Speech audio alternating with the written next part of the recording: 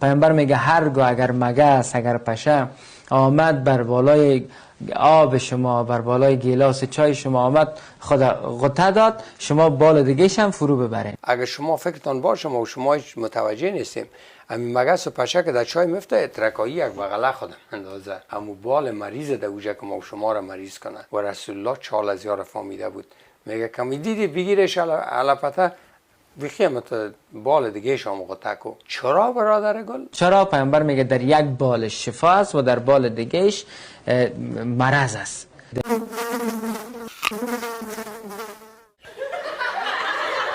خنده میکنی؟ او مرتد خنده نکو. یک نفر دیگه خنده میکنه یا اید نمیفهمن که این مقدسات ماست.